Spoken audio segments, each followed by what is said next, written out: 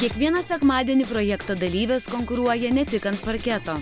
Moteriška prigimtis jas įsuka ir į varžybas dėl grožio. Tad likus kelioms valandoms iki televizijos transliacijos, dalyvės okupuoja 4 projekto grimuotojų krėslus. Paskutiniu metu vienintelė mano diena, kuomet būnu graži, yra sekmadienis. Ir repeticijas nesidažau, nėra prasmės prakaituoti ant dažų. Tai, sakau, visą savaitę bomžauju ir sekmadieniais būnu graži. Projektui dar tik įpusėjus jau sunaudoti 32 buteliukai skystos pudros, 20 pakuočių blakstienų tušo, 25 dėžutės lūpų blizgio ir net 1,5 kilogramo birios pudros.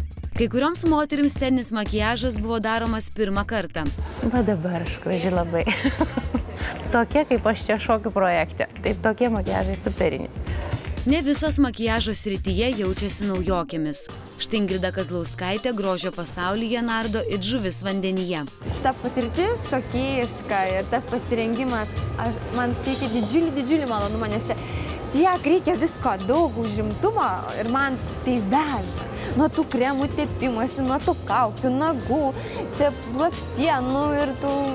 aš negaliu. Scenos senbuvė Tina sako, kad esant reikalui galėtų ir pati susikurti makiažą. Tarp projekto grimuotojų ji garsėja kaip itin reikli dalyvė. Šiai dienai jau esu drąsi ir dažnai pasakau, ką aš norėčiau ar ką įsivaizduoju. Tai kažkada buvau užklausus grimerės, sakau, gal kokia pas jūs čia yra labai aikštinga mergaitė, kurią vis dažant negerai. Man sako, tu! Paklaustos, be kokios kosmetikos priemonės šokėjos neapsieitų ant parketo, visos sutarė be vandeniu atsparaus blakstienų tušo. Juk nei viena nežino, kada jos veidu riedės džiaugsmo ar nusivylimo ašaros.